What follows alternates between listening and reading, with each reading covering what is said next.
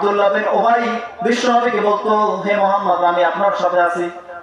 এরপরে যখন সে নিজের দলের কাছে যেত, বলতো যে না না, আমি তো মুহাম্মদকে মাত্র ধোঁকা দিয়েছি, আমি তো আমার আগের মতাদর্শের উপরেই প্রতিষ্ঠিত আছি। মুনাফিক এরা হচ্ছে সমাজের ব্যতি। এদের সম্পর্কে আল্লাহ রাব্বুল আলামিন কোরআনের ভিতরে বলেন, ইস্তাগফির লাহুম আও লা তাস্তাগফির লাহুম ইন তাস্তাগফির লাহুম 70 মাররাতান ফালাই ইয়াগফিরাল্লাহু লাহুম যালিকা বিআন্নাহুম কাফারু বিল্লাহি ওয়া রাসূলিহি আল্লাহু লা ইয়াহদিল কওমাল ফাসিকিন। আল্লাহু আকবার।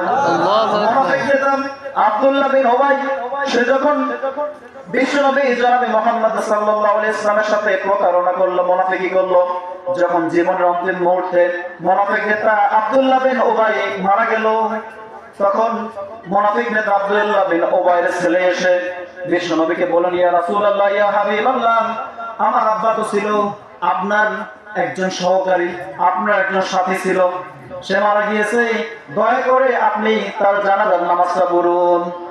কাকে বলেছেন?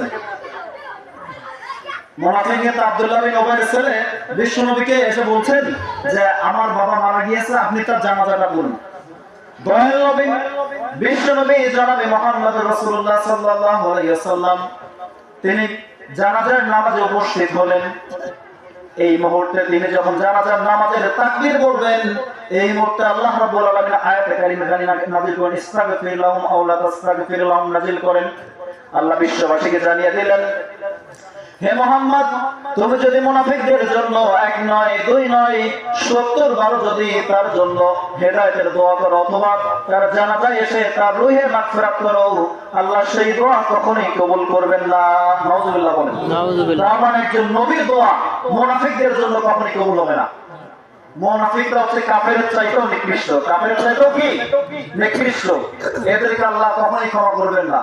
মুনাফিকদের সম্পর্কে পবিত্র কোরআনুল কারীমের ভিতর আরেকটা আয়াত নাযিল করে আল্লাহ বিশ্ববাসীকে জানিয়ে দিলেন, ফি কুলুবিহিম মারাদুন ফাযাদাহুমুল্লাহু মারাদা ওয়া লাহুম আযাবুন আযীম। মুনাফিকদের অন্তরকে আল্লাহ রাব্বুল আলামিন ব্যাধিগ্রস্ত করে দিয়েছেন, এই রোগ কখনোই সারবে না। এই রোগের মেডিসিন আছে? নাই।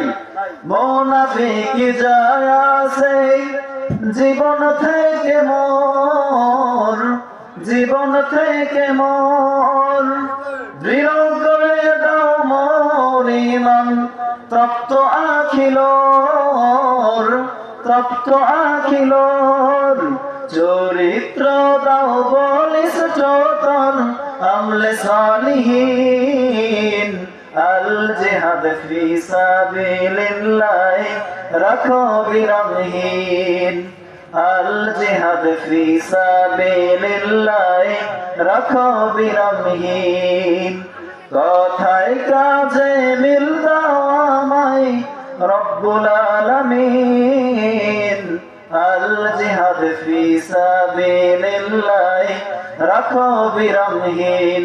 তাহলে সব সময় সব অবস্থায় আল্লাহর কাছে দোয়া করতে হবে যে আল্লাহ, মুনাফিকি চালচলন আমাদের হৃদয়ের ভিতরে যদি থেকে থাকে তুমি সবগুলোকে মাফ করে দাও। এই দোয়া করতে পারবো না? মুনাফিকি চালচলন কি নিজের ভিতরে রাখা যাবে? বিশ্বনবী সাল্লাল্লাহু আলাইহি ওয়াসাল্লাম হাদিস শরীফের ভিতরে বলেন, মুনাফিকের আলামত তিনটি। কয়টি? কথা বলেন না কেন? কয়টি? মুনাফিকের